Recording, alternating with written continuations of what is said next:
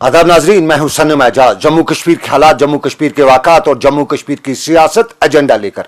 Agenda में हम जम्मू कश्मीर के हालात पर जहां बात करते हैं, वहीं जम्मू कश्मीर में पिछले 47 दिनों से लगातार सूरत बदली हुई है और इस सूरत पर काबू पाने के लिए या इस सूरत को सही डगर पर लाने के लिए नई दिल्ली से लेकर कश्मीर तक कई तरह की कोशिशें की जा रही है।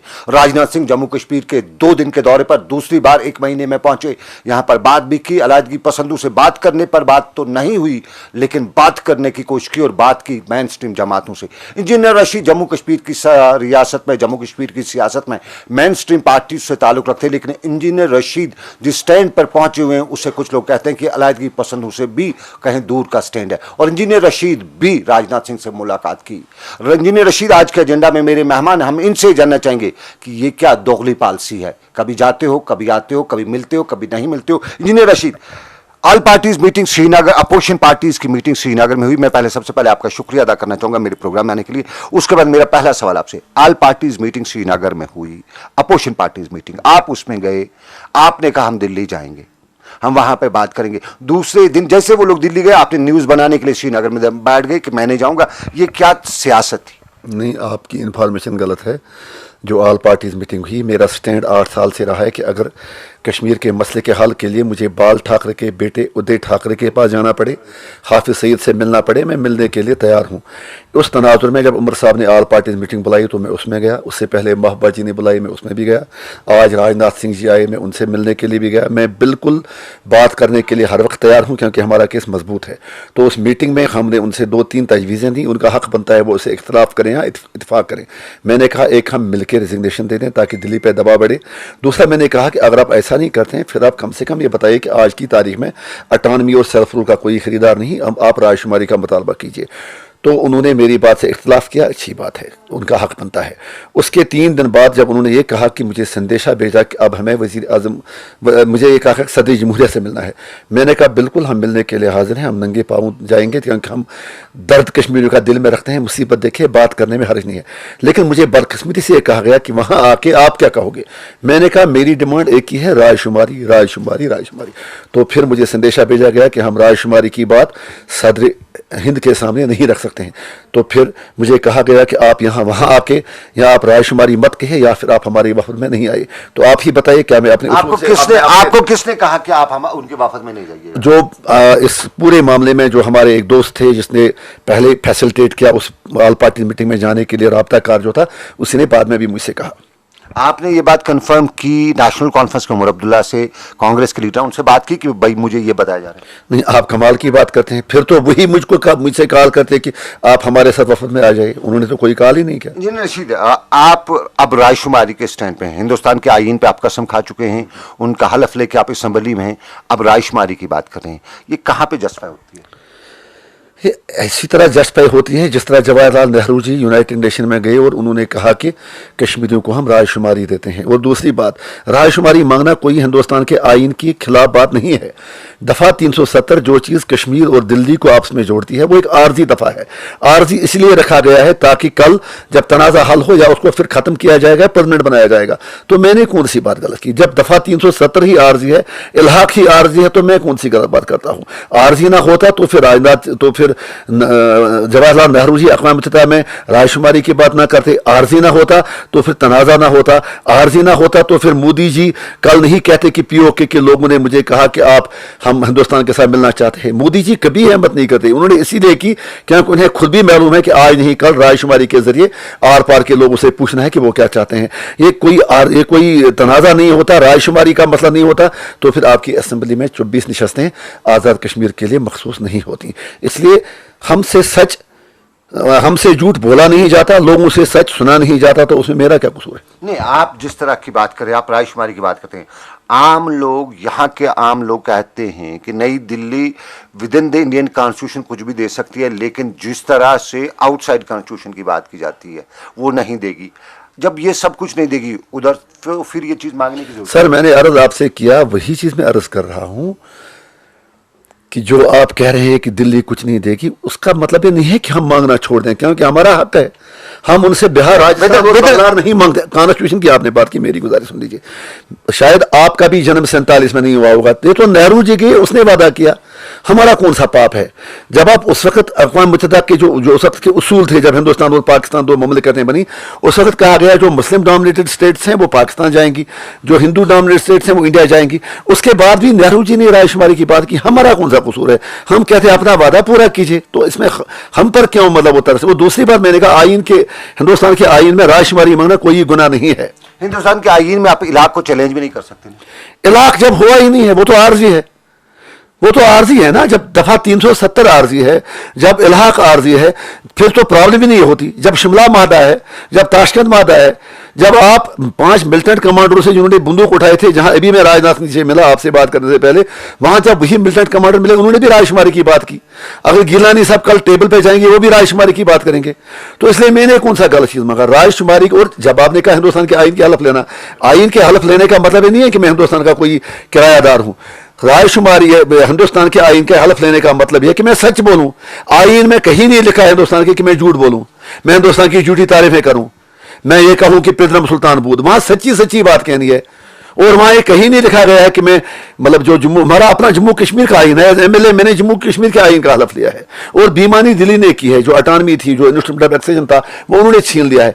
इसलिए रायशुमारी सबसे बेहतरीन तरीका। अगर आपको याद होगा, जितेंद्र सिंह जी ने, जो वजीर हैं नरेंद्र मोदी जी के आपस में, उन्होंने कहा तिरंगा यात्रा पर जम्मू में आप इंसाफ कीजिए। उन्होंने ये कहा कि हमारा ख्वाब तब पूरा होगा जब हम मुजफ्फराबाद और मीरपुर में तिरंगा लहराएंगे। तो मैं आपसे सवाल करता हूं, वो कैसे लहराएंगे मीरपुर में और मुजफ्फर में झंडा, मुजफ्फराबाद में? वो तभी होगा जब रायशुमारी करोगे, क्योंकि मोदी जी कहते हैं वो तो हिंदुस्तान के साथ रहना चाहते हैं। तो आप जो पाकिस्तान ऑक्युपाइड जिसे कहा जाता है, ऑक्युपाइड नहीं, पाकिस्तान के जेर इंतजाम, पाकिस्तान एडमिनिस्ट्रेटेड कश्मीर, उसको हिंदुस्तान के साथ मिलाना चाहते हैं। कौन? मैं कहता हूं लोगों से पूछ लीजिए, मेरा अपना एक वोट होगा। मुझे नहीं पता मेरी बीवी भी हिंदुस्तान के साथ बैठेगी, पाकिस्तान के साथ बैठेगी। वो तो 1 करोड़ 40 लाख कश्मीरी मिलजुल के फैसला करेंगे। जिस तरफ ज्यादा जाएंगे वहीं बैठेंगे, मामला खत्म। इंजीनियर रशीद, आप अवामी नुमाइंदे हैं, अवाम की बात करते हैं, क्या वाकई में आप अवामी नुमाइंदे हैं? मैं इसीलिए आपसे पूछना चाहूंगा, जब असेंबली का सेशन चल रहा था, आपने मुझसे कहा था कि आप सिर्फ पॉलिटिकल बातें करते हो, आप डेवलपमेंट की बातें कीजिए। अगर आपको याद होगा तो आज मैं आपसे सवाल करता हूं। आज लोग कहते हैं कि हमें कुछ नहीं चाहिए, हमें सिर्फ कश्मीर मसले का हल चाहिए। आज लोग कहते हैं, आज लोग किसी जगह तारकोल नहीं डाल रहे सड़कों पर, किसी जगह पानी की पाइप नहीं बिछाने देते हैं, क्योंकि दिल के दर्द का इलाज सिर्फ पानी बिजली नहीं होता है। इसलिए अवामी नुमाइंदगी की हैसियत से मैं अवाम के जज्बात की तर्जुमानी असेंबली से लेकर आज राजनाथ सिंह जी तक, यहां से चले तो कहीं और भी जाने के लिए तैयार हूं। इसके लिए चाहे कोई मुझे कुछ भी कहे, मुझे उसमें कोई हर्ज नहीं है। मैं ये जानना चाहूंगा आपसे, आप कश्मीरियों का दर्द की बात करते हैं, आज कश्मीरियों ने लगभग बाइकआउट किया, राजनाथ सिंह से किसी ने मुलाकात नहीं की, फिर भी आप गए। कमाल की बात है, वही तो मसला है। जो भी वहां मिलने के लिए गए, उन्होंने वहां पर हिंदुस्तान के आइन की बातें की। मैं तो वहां गया और मैंने उनके मुंह पे उन्हें ये कहा बड़े अदब के साथ कि जनाब इशू बेस के लिए है कि कश्मीर के लोग रायशुमारी चाहते हैं। हुर्रियत के लोग भी यही कहते हैं कि बात होनी चाहिए कश्मीर मसले पर और हिंदुस्तान अटूटन कहना छोड़ दे।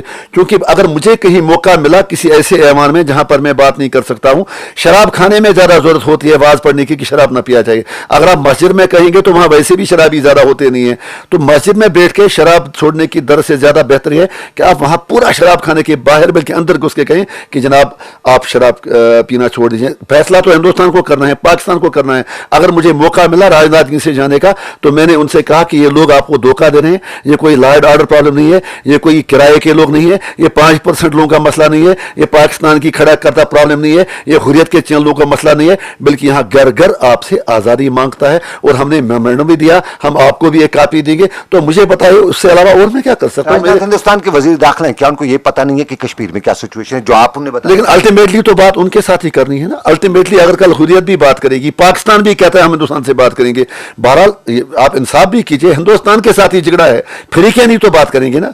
फिलहाल हिंदुस्तान फरीक है, उससे कोई इनकार नहीं करता।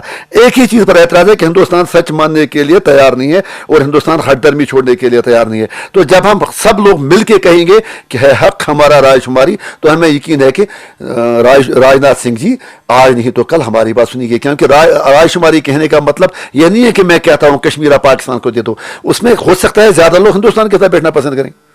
मैं एक सवाल ये जरूर जानना चाहूंगा, हमारे अलैदगी पसंद लीडरान, हुर्रियत लीडरान, किसी ने भी राजनाथ सिंह से बातचीत नहीं की, ऑफर ही नहीं किया, कहीं कुछ नहीं किया, आप बीच में क्यों निकले? नहीं, मुझे क्या है उनके साथ लेना जाना, उनकी अपनी मर्जी है, उनकी अपनी सोच है, तो वो खुद अपना फैसला कर सकते हैं। मतलब वो मुझे उनका एहतराम है, वो खुद जाने मतलब उनके पास क्या रोड मैप होगा। मैंने पहले ही अर्ज किया, आज नहीं 8 साल से कह रहा हूं कि मैं हाफिज सईद से लेकर उद्धव ठाकरे और राज ठाकरे, योगी आदित्यनाथ, साक्षी महाराज, किसी से भी मिलने के लिए तैयार हूं।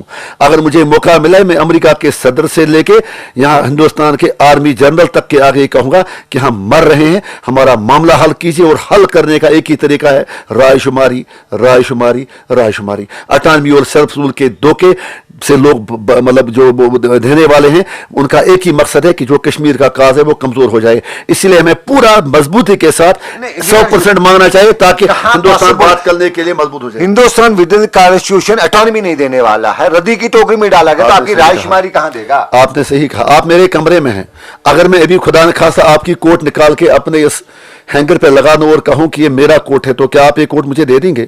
अगर आप मेरे कमरे से बाहर भी निकलेंगे, आप अदालत में जाएंगे, धरना लगाएंगे, लोगों से कहेंगे इंजीनियर रशीद चोर है, इसने मेरा कोट लिया, आप अपना कोट छोड़ेंगे। इसी तरह जब आपने कहा कि हिंदुस्तान कुछ देने के लिए तैयार नहीं है, हर कौम पहले हरदर्म होती है। जब हिंदुस्तान अंग्रेजों के साथ लड़ते थे तो अंग्रेजों ने क्या क्या नहीं किया, वो तो कुछ मानते ही नहीं थे, लेकिन निकलना पड़ा। जब रूस अफगानिस्तान आया, उसको बात सुननी पड़ी, इसराइल को फलस्तीनियों से बात करनी पड़ी। और जब आपने कहा अवामी नुमाइंदे हैं, तो वहां हमास ने भी इलेक्शन लड़ा फलस्तीन में। अभी हमारी बदकिस्मती है कि हम किसी एक चीज पर मुतफिक नहीं होते हैं, लिहाजा इलेक्शन लड़ने से कोई तलाक नहीं पड़ती है, न कोई तारीख पसंद बन जाता है, न कोई तारीख नवाज। जिसको बात करनी होगी वो ज्यादा कंट्रीब्यूट कर सकता है असेंबली में जाके, क्योंकि मैं MLA नहीं होता, शायद राजनाथ सिंह जी मुझे नहीं बुलाते। मैं खुश हूं, अगर मैं वहां नहीं जाता, इतनी अच्छी अच्छी और मीठी बातें राजनाथ को कौन सुनाता? तो मतलब आप इलेक्शन के फेवर में?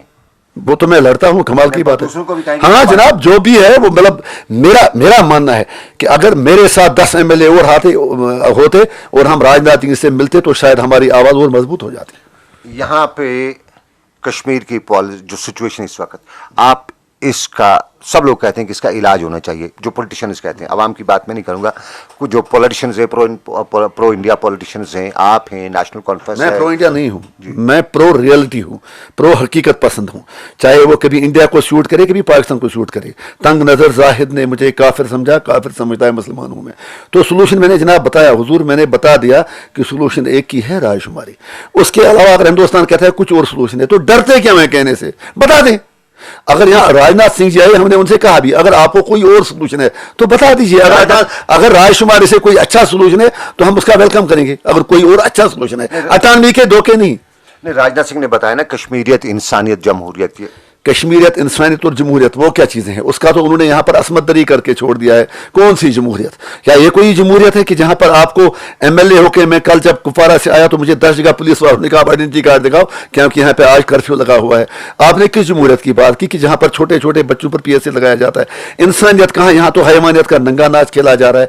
यहां तो बिल्कुल आज BSF, CRPF और उनका राज है, आज और फौज मंगाई जा रही है। फिर आपने कश्मीरियत की बात की, दिल्ली वालों को कश्मीरियत से क्या लेना है? जरा, कश्मीरियत का मतलब था जो हमारा अपना कल्चर, हमारी तहजीब, हमारी यूनिटी इन डाइवर्सिटी थी।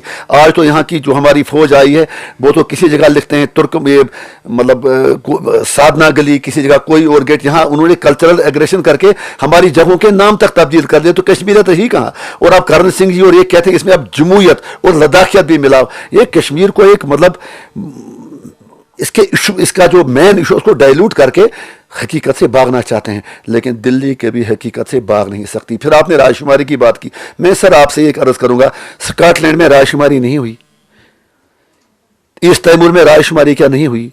रेफरेंडम हर जगह होते हैं, रेफरेंडम करने में फर्क क्या है? पहले दिल्ली कहती 5% लोग, सरकार कहती है 5% लोग हैं, 5% के लिए रेफरेंडम क्यों कराया जाए? मैं वही कहता हूं, फिर तो वो 5% वाले, उनको फिर जेल भी थी अगर 5% वो आजादी मांगेंगे।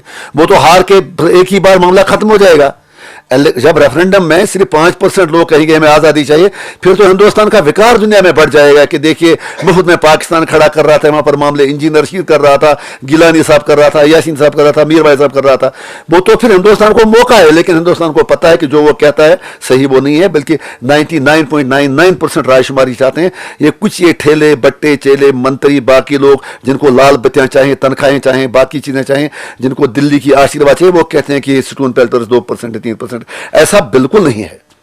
5% ही है ना, गवर्नमेंट कहती है 5% है। अगर ये 5% है तो 5% सर मैं वही अर्ज कर रहा हूं, आज ऐसा कोई गांव नहीं है कि जहां के लोग सड़कों पे नहीं निकलते हैं। आपने खुद भी कवर किया, आपकी चैनलों की काफी क्रेडिबिलिटी है, दुनिया देखती है, कम से कम आप दिखाते हैं शाम को, वहां तो आपकी स्क्रीन छोटी पड़ जाती है। बुरहान के जनाजे में 3 लाख आ गए, आप वही बताए वो भी तो 3% हो गए सिर्फ एक ही इलाके से। ऐसा बिल्कुल नहीं है। मैं भी आपको एक वीडियो दे सकता हूं मेरी कॉन्फ्रेंस से, मैं भी उसमें था, वहां तो 20,000 लोग थे और मैं भी उनमें था, जहां सब ने मिलकर बोला है हक हमारा रायशुमारी। अल्टीमेटम क्या है, आप फाइनल पे क्या चाहते हैं? फाइनल पे मैं यही चाहता हूं, रायशुमारी रायशुमारी रायशुमारी। उससे अलावा भी कुछ ऑप्शन निकल सकते हैं? वो तो हिंदुस्तान बता दें, हम क्यों बता दें? मैं तो आपसे कहता हूं, मेरा 1 रुपया आपके पास है, आपने मुझे इसका सूद भी लिया, इस मेरे 1 रुपये से आपने कहीं और बिजनेस भी किया, इससे आपको फायदा मिला, अब आप मुझे 1 रुपया अपना वापस ही नहीं देंगे, ओरिजिनल पैसा। आप ही बताओ क्या दे सकते हो, हम क्या कह सकते हैं? हम तो लेने वाले हैं, देने वाले तो आप हो। मैं आपसे ये जरूर एक और सवाल जानना चाहूंगा। राजनाथ सिंह आज श्रीनगर आए थे, श्रीनगर में प्रेस कॉन्फ्रेंस, उन्होंने इस कॉन्फ्रेंस के दौरान जम्मू कश्मीर के लोगों से अपील की कि वो शांति बनाए रखें। उस अपील को कितना हासिल? अच्छी बात है, अपील करना तो उनका मतलब हक बनता है, उनकी आज़ादी है, लेकिन मैंने उनसे भी कहा, आपको मैं मेमोरेंडम भी दूंगा, सबसे ज़्यादा अमन की ज़रूरत हमको है। बच्चे हमारे मर रहे हैं, घर हमारे जल रहे हैं, स्कूल हमारे बंद हैं, सारा कुछ हमारा दरफदर है, जलील हम हो रहे हैं। अमन की सबसे ज़रूरत ज़्यादा हमको है, लेकिन अमन तब होगा जब इंसाफ होगा, और इंसाफ तब होगा जब जम्मू कश्मीर का मसला हल होगा, और जम्मू कश्मीर का मसला तब हल होगा जब आप अक़वाम मुत्तहिदा की करारदादों के मुताबिक बैनुल अक़वामी तौर से मुसल्लमा ज़वाबित के मुताबिक रायशुमारी करेंगे। कुछ लोग कहते हैं बातचीत करने यहाँ पे अलायदगी पसंद दूसरे रियासत। ये बातचीत का लफ्ज़ अब इतना गंदा हो चुका है कि इसको सुनते सुनते शर्म आती है, क्योंकि निकलता कुछ नहीं है ना। वही तो मैंने राजनाथ सिंह जी से कहा बड़े अदब के साथ, हमने कहा मैं आपका एहतराम है, लेकिन आपने दुकानें बहुत खोली, केसी पंत, क्या कहते हैं, राधा कुमार एंड कंपनी, वो राम जेठमलानी, वर्किंग ग्रुप्स, बाकी चीजें, लेकिन कुछ निकला नहीं। आपने हमें थका दिया बातचीत करते करते। शिमला मादा, ताशकंद मादा, लाहौर डिक्लेरेशन, सियाही कम पड़ेगी, कागज कम पड़ेंगे, लेकिन दिया तो कुछ नहीं। दिल्ली का एक ही काम है, और मोहब्बत जी भी उस एजेंडे पर काम कर रही हैं। उनके वो अली बाबा 40 चोर जो उनके मंत्री हैं, वो भी इसी मंसूबे पर काम कर रहे हैं कि कश्मीर के लोग थक जाएंगे। बाबा थक जाएंगे, उसके बाद वार्म अप करके फिर आ जाएंगे। तो क्या आप कहते हैं कि फिर दोबारा ये हो सकता है? जनाब कैसे आएगा अमन? तब तक सवाल ही नहीं है। मैं आज एमएलए हूं, कल मैं नहीं हूं, कल मेरा बेटा सड़क पर निकल सकता है, ये जरूरी नहीं कि वो भी एमएलए बने। सॉरी नहीं, राजनाथ से यहाँ पे इंजीनियर रशीद साहब, कुछ लोग ये कहते हैं कि पैसा दिया जा रहा है तभी निकल रहे हैं, आम नहीं निकल रहे हैं। अगर है कहीं तो मुझे भी कुछ पैसा दीजिए, मैं भी कल से निकलूं। तो आप पैसे के बगैर निकलते हैं? आपको पैसा? मैं ये कहता हूं, मैं कम से कम मुफ्त में कश्मीरियों का काम करता हूं। मैं तो वही बात करता हूं जो लोग सड़कों पे करते हैं, जबकि मैं हर बार मानता हूं कि मेरा नेटवर्क सिर्फ लंगेट में है। मैं मुफ्त में पूरे कश्मीर की बात करता हूं। ये लोगों को भी सोचना चाहिए। मैंडेट उनका इस वक्त हुर्रियत को है, सेंटिमेंट की वजह से, लेकिन वो डालते हैं एनसीपीडीपी को। लगता मुझसे कोई क्या हिसाब मांगे। मैं अपने ज़मीर की आवाज़ से बात करता हूं। मैं कार्गो देख के आया हूं, मैंने टार्चर देखा है, मैंने फौज का जुल्म देखा है। मैं फौज को बदनाम नहीं कर रहा हूं, मैंने कार्गो में मुसीबतें देखी हैं। मैंने 13 साल फौज की बेगार देखी है। हर गांव से 8-8 बंदों को पर डे 24 घंटे बेगार देनी पड़ती थी। मैंने आज राजनाथ सिंह जी को एक वो फौज की जो ज़्यादतियाँ हुई मेरी कॉन्स्टिट्यूंसी में पिछले 20 वर्षों में, मैंने उसकी डिटेल राजनाथ सिंह जी को दे दी। मैंने एक एक कहा कि हम पर क्या क्या गुजरी है, और वो काफ़ी मुतासिर हुए। उन्होंने एक ज़बान से कुछ बोला नहीं, लेकिन उनका चेहरा मुझे कह रहा था कि कश्मीर में बहुत जुल्म हुआ है।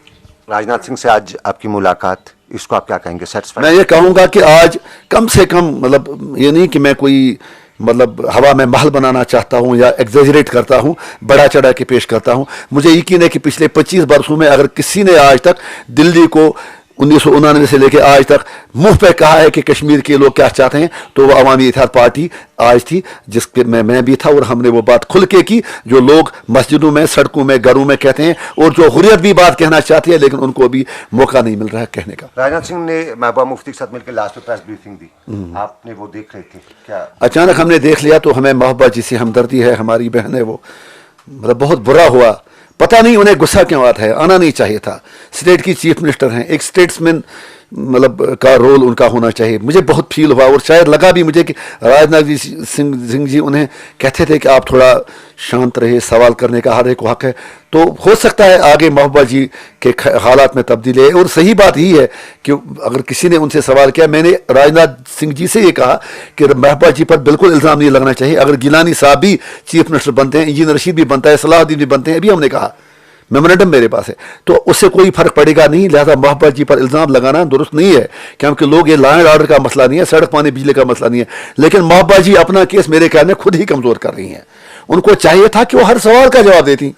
मैंने इसीलिए आपसे कहा कि आपको जो भी कहना है, आप बिल्कुल जो भी कहना है कह दीजिए। एक सियासतदान, एक मतलब इंटेलेक्चुअल को चाहिए कि वो हर कुछ फेस करे, चाहे वो कितना ही तरक्यान हो। तो सबसे ज़्यादा बुरा मुझे लगा जो महबूबा जी ने कश्मीरी में कुछ कहा कि आइए चाय पी लीजिए। उन्होंने दिल से सही बात कही होगी, लेकिन उसका हर एक ने शायद कुछ और ही मतलब दिया है। चलिए, बहुत बहुत शुक्रिया इंजीनियर रशीद साहब हमारे साथ बात करने के लिए।